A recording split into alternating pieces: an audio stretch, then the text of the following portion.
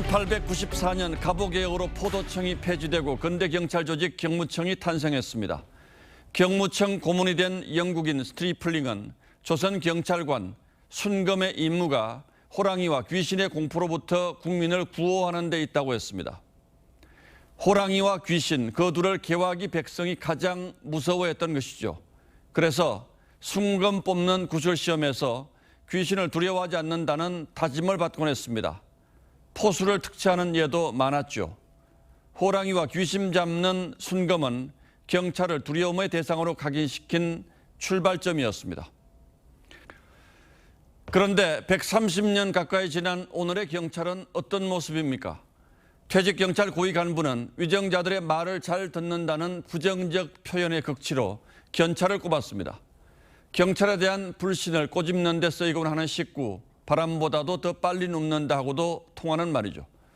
물론 묵묵히 일해온 대다수의 경찰 입장에선 억울하기 짝이 없는 평가지만 거기엔 다 그럴 만한 이유가 있었습니다.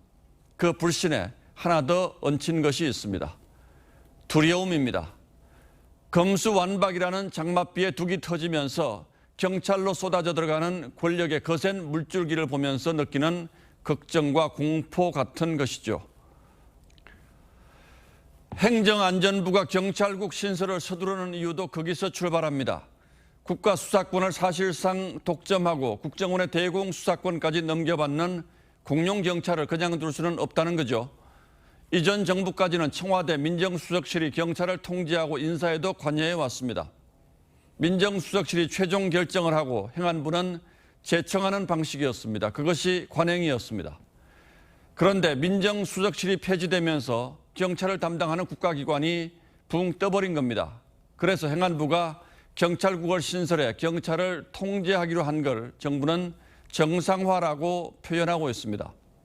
정부 조직법에 따라 행안부가 나서는 것이 헌법에 부합한다는 얘기입니다. 그런데 경찰은 세계 어느 경찰 조직도 누리기 힘든 권한을 통제받고 싶지 않은 듯합니다. 임기가 한 달도 채 남지 않은 경찰청장의 사의는 그래서 정치적 행보로밖에는 보이지 않습니다. 경찰의 독립성과 중립성은 중요합니다. 국민의 인권을 다루는 최전선인 만큼 권력의 눈치를 봐서는 안 될 일입니다. 없는 죄를 있다고 하거나 있는 죄를 없다고 해선 더더욱 안 될 일이죠. 이 대목에서 냉정하게 돌아봅니다. 지금 경찰 조직을 그대로 두면 과연 그렇게 될까요? 같은 이유로 검찰 개혁을 외쳐왔던 경찰 역시 사정이 달라지면 거기에 맞는 합당한 제도 개선이 반드시 뒤따라야 합니다. 그것이 경찰이 사는 길입니다. 그걸 거부하면서 국민을 위한다고 할 수는 없습니다. 말 타면 경마 잡히고 싶다는 속담이 있습니다. 말 타고 다닐 형편이 되면 곱비 끌어주는 견마, 즉 하인을 두고 싶어진다. 그러니까 한없이 욕심 부리지 말라는 경고입니다. 지금 경찰은 유사일의 최대의 권력을 가지기 직전에 있습니다. 그러니 지금은 권력을 더 가지려 하기보다는 스스로 힘을 빼고 국민들에게 더 다가갈 국리를 하는 것이 대한민국 경찰의 미래를 위한 길이 될 겁니다. 6월 28일 앵커의 시선은 경찰은 어디로 가야 하나 였습니다.